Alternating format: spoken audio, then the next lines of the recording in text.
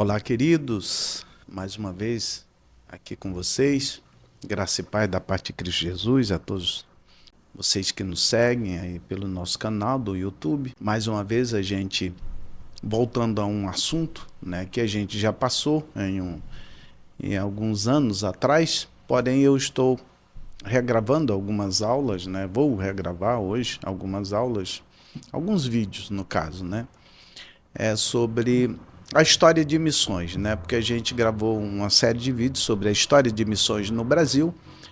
Porém, para a gente falar da história de missões no Brasil, a gente tem que primeiro fazer, digamos assim, uma retrospectiva ou pegar um pouco da história de missões desde o início da igreja primitiva, então, até a reforma, e aí a partir da reforma, então, a gente começa então a caminhar para a história de missões no Brasil, tá? E a gente gravou 3 vídeos, né, nesse período até a reforma, né? E o primeiro vídeo a gente falou um pouco sobre a história de missões na Igreja Apostólica, ou seja, a igreja do primeiro século, do ano 30, desde que Jesus voltou ao céu até o ano 100, com o encerramento da chamada Igreja Apostólica. E eu vou gravar então agora esses vídeos, né, para a gente falar um pouquinho da história de missões dentro da história da igreja, né, no período da igreja perseguida, que vai do ano 100 até o ano 313, no período da igreja imperial, que vai do ano 313 até o ano 476, né, e no período da chamada igreja medieval, que vai desde 476, com a queda do Império Romano, a parte ocidental do Império Romano, até o início da Reforma. Então a gente vai gravar esses 3 vídeos e a gente vai começar então a conversar um pouco com vocês sobre a história de missões no período da igreja perseguida, ou seja, do ano 100 até o ano 313 depois de Cristo. Lógico, estamos falando da história da igreja, então é sempre depois de Cristo, tá bom? Dito isso, então, né, lembrando, né, sempre lembrando, você então curta, né, os nossos vídeos, né, compartilhe, né, se inscreva no nosso canal, né, aciona aí o sininho, então, para todas as vezes que a gente postar novos vídeos, você poder ter acesso então a esses vídeos e nos ajudar então no desenvolvimento do nosso canal Conexão Missão Ajudar. Bem, vamos lá então, né, vamos pedir a Deus que Ele esteja conosco nessa primeira aula, tá? Pai, esteja conosco nesse vídeo, nos ajudando a ter uma boa compreensão e a transmitir um bom conteúdo para os teus filhos de maneira clara e objetiva. Assim eu te peço, no nome de Jesus. Amém. Dito isso, né, lembrando, né, a Igreja Apostólica se encerra no ano 100. E aí você já tem o vídeo aí no nosso canal desse período, do ano 30, né, desde que a igreja foi estabelecida até o ano 100. Então vamos começar agora falando do ano de número 100 até o ano 313. Esse período na história da igreja é chamado do período da igreja perseguida, porque a igreja já vinha sendo perseguida desde Nero, e aí passando por Domiciano, que foi um dos principais perseguidores no final do primeiro século, né? Inclusive foi Domiciano que mandou João para a ilha de Patmos, o apóstolo João, onde ele teve a revelação, né? O nosso Apocalipse, tá? E então a igreja era perseguida, mas do ano 100 até o ano 313, essa perseguição ela foi muito intensificada. Por isso que nesse período a história da igreja é chamada, então, na história da igreja tem essa nomenclatura de igreja perseguida, tá? Igreja perseguida. Então, vamos ver como se desenvolveu, então, a história de missões dentro desse período, do período da igreja perseguida. Lembrando que lá no capítulo 16 de Mateus, tá, quando Jesus pergunta aos discípulos quem dizem os filhos do homem, né? Aliás, quem dizem as pessoas, a sociedade que eu sou, ou seja, quem eu sou, né, para a sociedade. Aí eles dizem, uns dizem que é João Batista, outros dizem que é Elias, outros dizem que é Jeremias, outros que é um profeta. E Jesus pergunta a eles, e vocês quem dizem que eu sou? E aí Pedro respondeu, né, eu te digo que tu és o Cristo, o Filho do Deus vivo, né?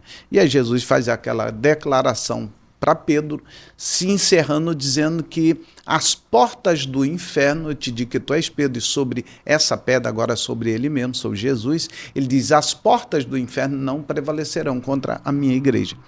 Então, a igreja ela vai avançando durante os séculos. E como é que a igreja avança?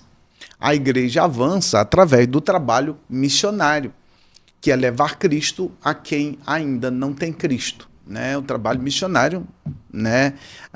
O foco principal do trabalho missionário é esse, é levar Cristo a quem não tem Cristo ainda. Principalmente aqueles que ainda não ouviram o Evangelho, onde não chegou ainda a mensagem do Evangelho. Tá? E Jesus faz essa declaração e a igreja foi avançando, como já falei, no primeiro século agora. A partir do segundo século, tá? Lembrando, até o final do primeiro século, como nós vimos no primeiro vídeo, tá? Até o final do primeiro século, a igreja ela alcançou a maior parte da região do Império Romano da época, né? O chamado mundo civilizado da época. Tá? Lógico, não foi exatamente todo, mas alcançou grande parte do Império Romano, ali nas regiões no entorno do Oriente Médio e partes da Europa. O Evangelho chegou em toda aquela região. Tá? Veja bem, aí, segundo e terceiro século, como é que aconteceram então o trabalho missionário dentro, né, então, da história da igreja? No segundo e terceiro século, nós tivemos uma, digamos assim, uma mudança um pouquinho de prioridades, né, da igreja. Por quê? Começaram a surgir muitos ensinos heréticos, muitas doutrinas heréticas, né? E os líderes da igreja, a partir daí nós temos o que se chama de os pais da igreja, que é no período pós-apostólico, são líderes que surgiram no período pós-apostólico, muitos deles ainda conviveram com alguns apóstolos, né, entendeu? E aí, pelo menos se não conviveram, mas receberam, né, a mensagem de quem conviveu com os apóstolos, receberam ensinos. Lembrando, os apóstolos escreveram, né, o Novo Testamento a partir do apóstolo Paulo, por volta dos anos 50, né, 50 e poucos, começou a escrever as cartas, né, depois vieram os escritores que escreveram, no caso os evangelhos, né, e aí Paulo continua nas cartas, Pedro também cartas, Tiago e outros mais. Então, essas cartas e esses livros, eles eram lidos pela igreja, né, como base, né, de ensino doutrinário. E então começou a ter muito problema, né, na igreja. O gnosticismo atacou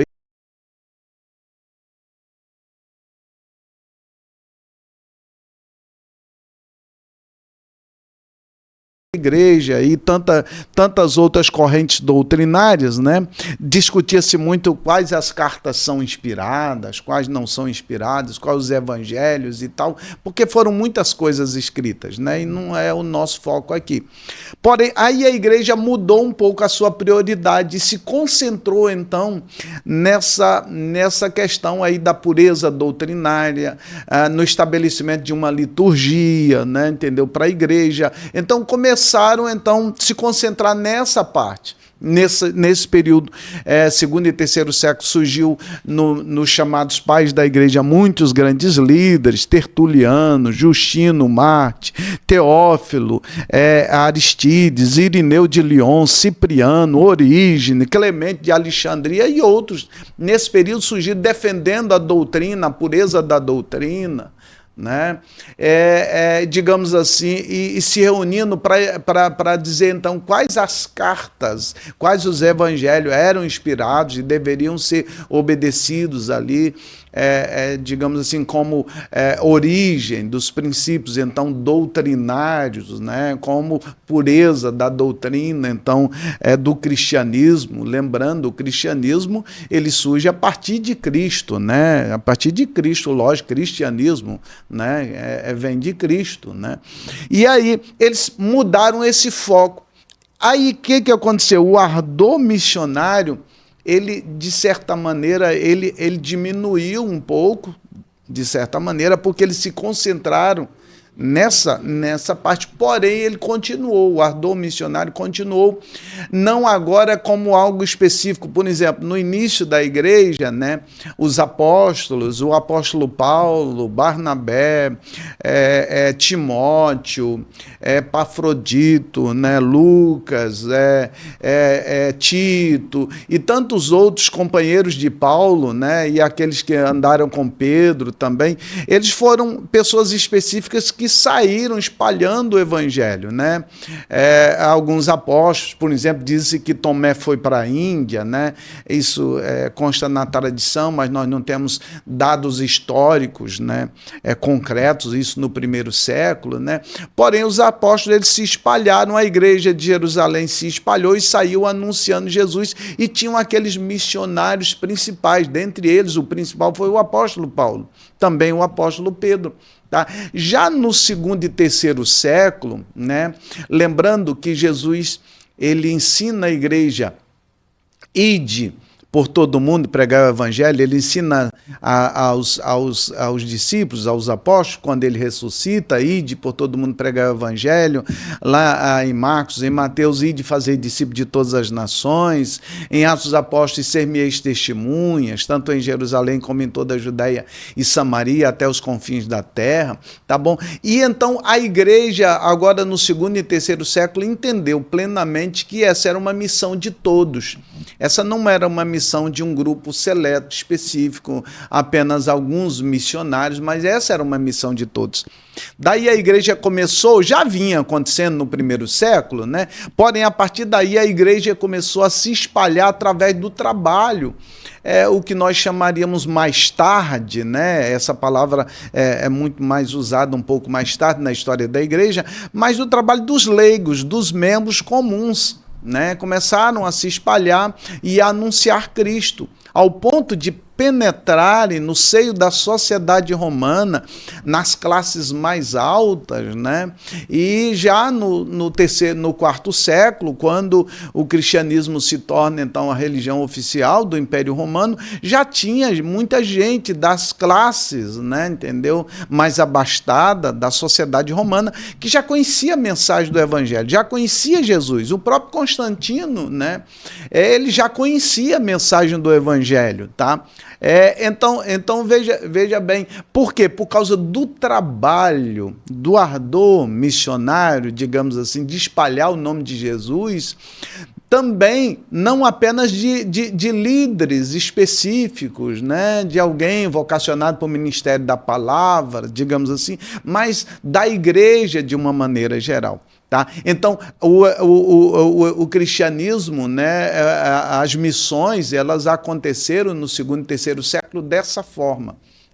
Dessa forma, através do trabalho, vamos chamar assim, do trabalho de formiguinha, de toda a igreja, né? De espalhar o nome de Cristo, mesmo perseguido, sendo lançado, por exemplo, Justino Marte, né? Ele é chamado de um Marte exatamente porque ele foi martirizado por causa de sua fé, né? Esse era um dos líderes, mas outros quantos dezenas de milhares de cristãos foram mortos no Império Romano.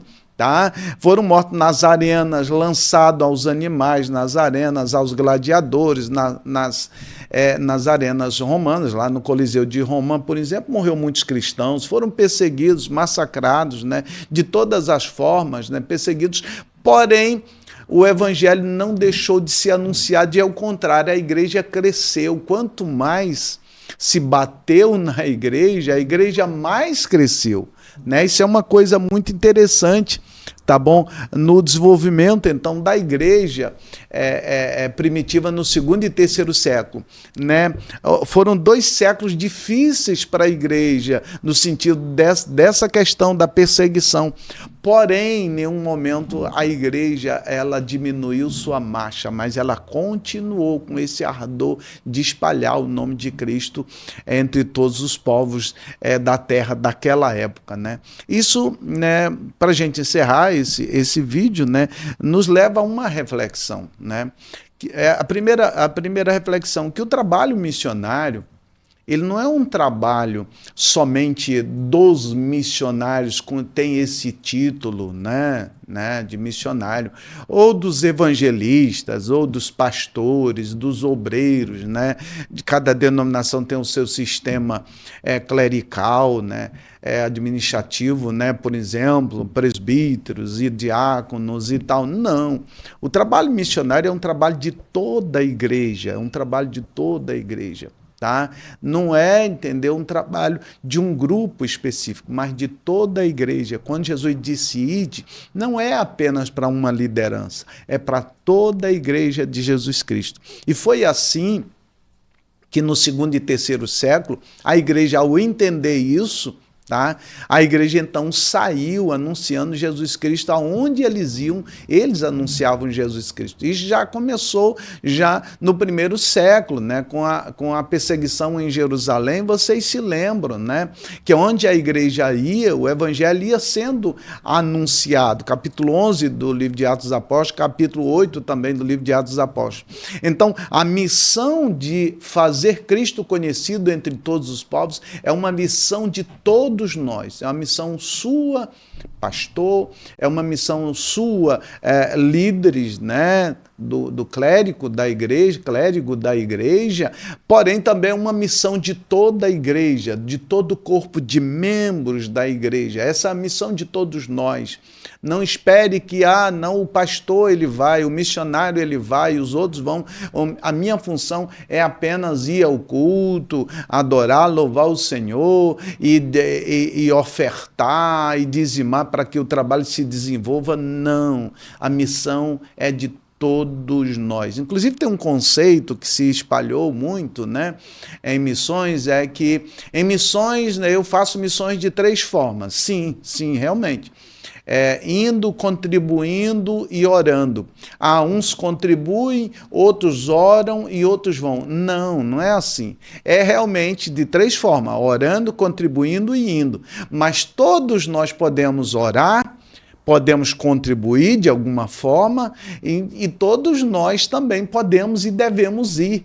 Não, mas o Edson, eu não tenho vocação para ir entre outros povos. Sim, não tem importância, mas você tem o seu trabalho, tem o seu colégio, tá? Onde você estuda, a sua faculdade, onde você estuda, a sua vizinhança, a sua família que ainda não tem Jesus. Aí está o seu campo missionário, o que nós chamamos monocultural, na sua própria cultura, no seu próprio lugar, na sua própria cidade, nos arredores. Aí está o teu campo missionário.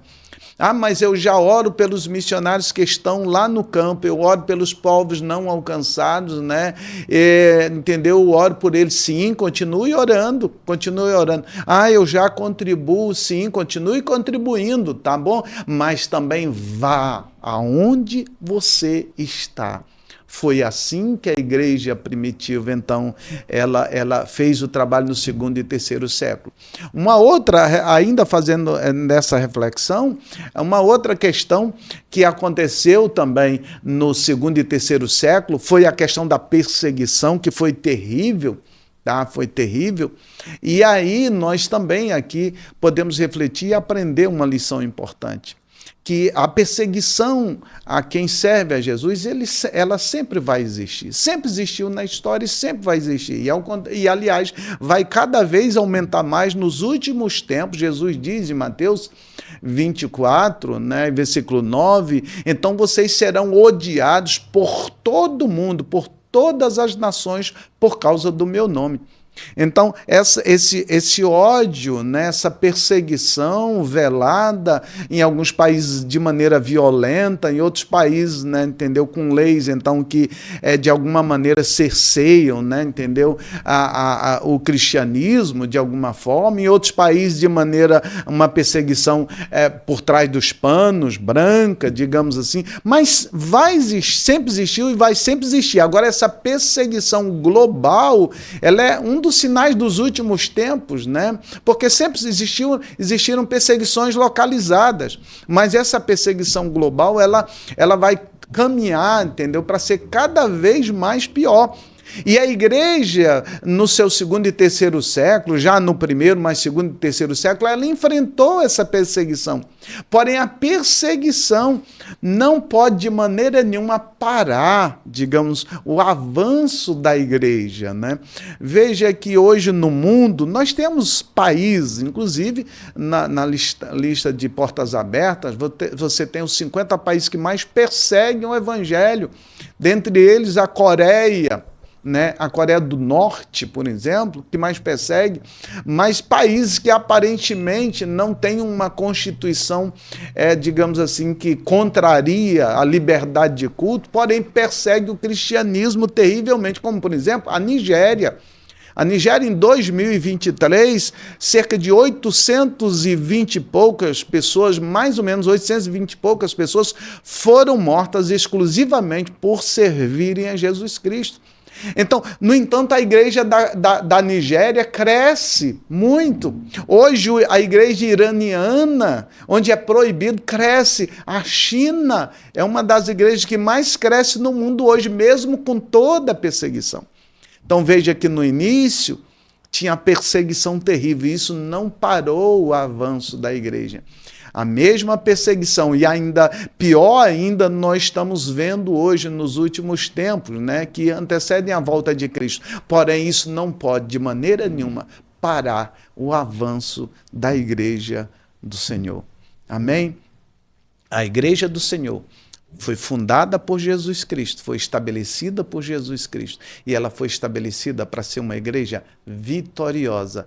As portas do inferno não prevalecerão contra a minha igreja, disse Jesus. Ou seja, as portas do inferno não vão deter o avanço da igreja. Aonde a igreja chegar, o inferno pode tentar fechar as portas para a pregação do evangelho, mas o evangelho vai avançar onde chegar, a igreja vai avançar onde ela chegar, porque isso é promessa de Jesus. Até que ele venha, até que ele volte, nós estaremos avançando.